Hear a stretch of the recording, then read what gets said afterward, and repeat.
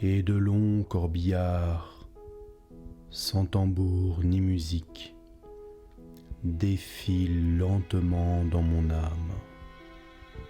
L'espoir vaincu pleure et l'angoisse atroce, despotique, sur mon crâne incliné, plante son drapeau noir.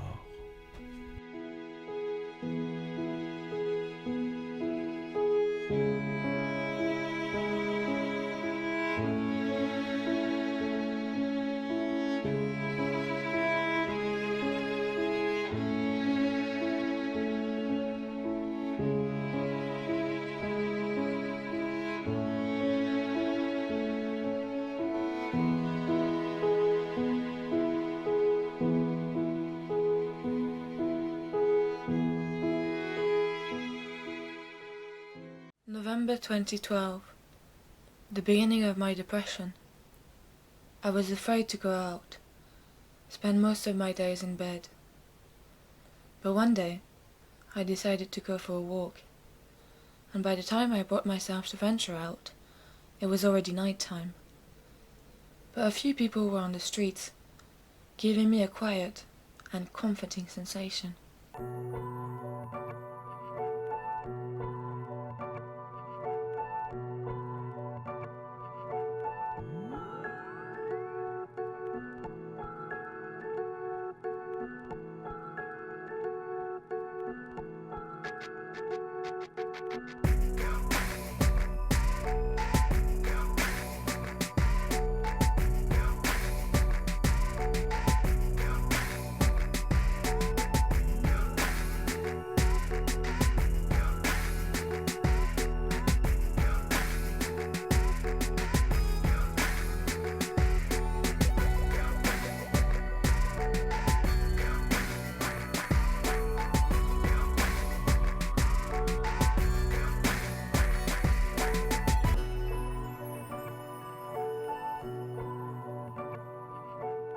The fox jumped out of the dark night, begging the moon for some light, but the moon was not so bright, and all he could see were the blinding car lights.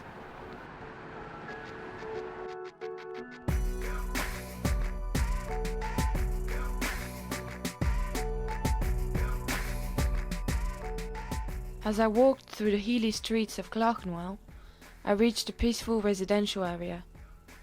I turned back and looked for a very long time at this overarching view of the city. It made me feel as if, from this elevated point of view, I could get a grasp of my emotions again, as if, for a moment, I had escaped this immense sadness and hopelessness.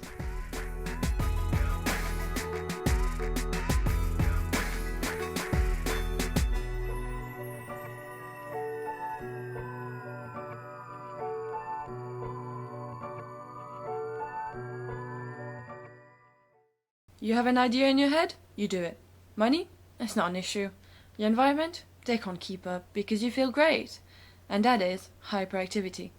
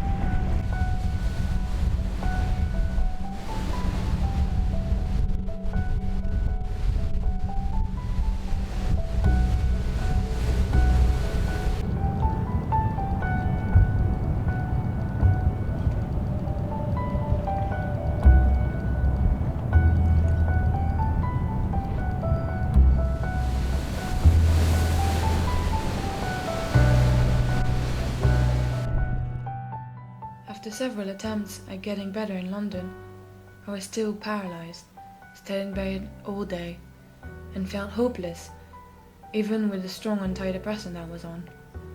I told my mum once, who had come to London, I really wanted to see the sea. So we planned an escape to Brittany, where some of my family lives.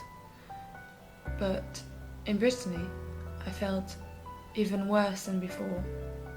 I thought it would make me feel better, looking at the sea, not thinking about failing or being scared. But I got worse and worse, to the point of having deep, dark thoughts, even self-harm thoughts. Even though I was with my mother, who helped me every day, I discovered there the true sense of loneliness and hopelessness. I had stopped uni, was in a place where I didn't have any friends, since nobody's around in winter. And as much as my mum was there for me, I had decided to get worse and worse.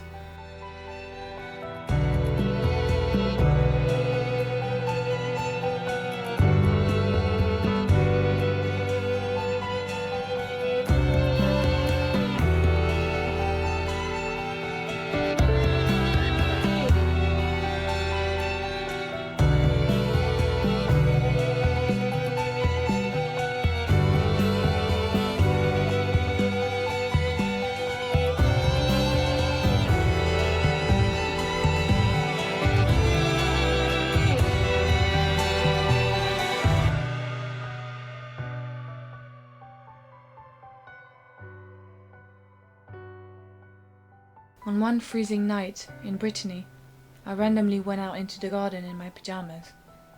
By doing so, I wanted to get physical pain to explain my psychological one. And my mother was my only audience for this sort of game. Un moment, c'est quand on était en Bretagne un soir et que tu es parti dans le jardin, il faisait nuit. Je te trouvais pas, j'étais très inquiète. Et tu m'as dit, mais je dis, mais qu'est-ce que tu fais là? Tu étais dehors en t-shirt, et il faisait 5 degrés. Et je te disais, mais qu'est-ce que tu fais là, Anne? Et parce que je t'avais retrouvée, j'étais quand même contente de t'avoir retrouvée, parce que dans la nuit noire, et tu me dis, je me fais, je sais pas quoi, je veux comprendre au moins si j'ai mal, quelque part, si j'ai mal, j'ai froid, j'aurais mal, je saurais pourquoi j'ai mal, mais là tu me dis, je suis mal, je sais pas pourquoi je me sens mal. Mais là, au moins, je saurais pourquoi j'ai mal. Donc, en fait, tu ne comprenais pas tout ce qui t'arrivait. I remember that day when we were in your flat in Lee Street. And I had come because I was quite worried at the time. You were quite agitated. And on that particular day, you were being quite evasive. I don't think you wanted me here. And you were trying to find all sorts of excuses for me to go. And at some point you said you wanted to meet a friend, and for some reason I didn't quite believe you, so I decided to follow you. So when you left your flat, I said goodbye as usual, but then I started following you. And you were going so fast, you were really going fast. You were smoking cigarettes after another and heading towards St. Pancras.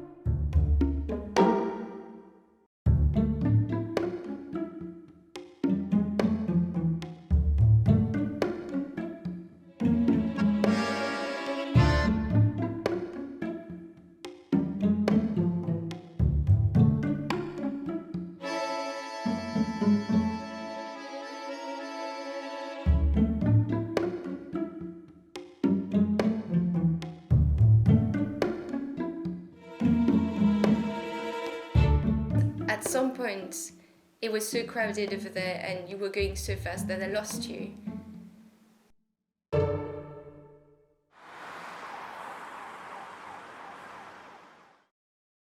In my experience, the city does not have a role in mental illnesses per se, but it acts as a catalyst. I escaped my big city life, but I think it is better to face the physical reality of your environment than understand what is going on in your mind.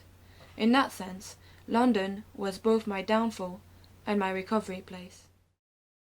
While bipolarity is an illness that people have to live with day by day, and as much as the episodes are a struggle for the people affected by them, and heartbreaking for your environment because they can't do anything about it, I witnessed over the years that depression and hyperactivity have their positive sides. Hyperactivity gives me a sort of increased drive to do things, and depression makes me reflect on things a lot more. Had I not had these mental health issues, would have I been the same? I think if I had a button to erase the illness, I wouldn't erase it, I would keep it, as over the episodes, it defined my strengths and weaknesses and helped, in a way, to shape my identity. I believe that once you talk about your illness without any shame, that is when you start getting better. My name is Anne Chatenier. I am now 23 years old and have been diagnosed with bipolarity 2.5 years ago.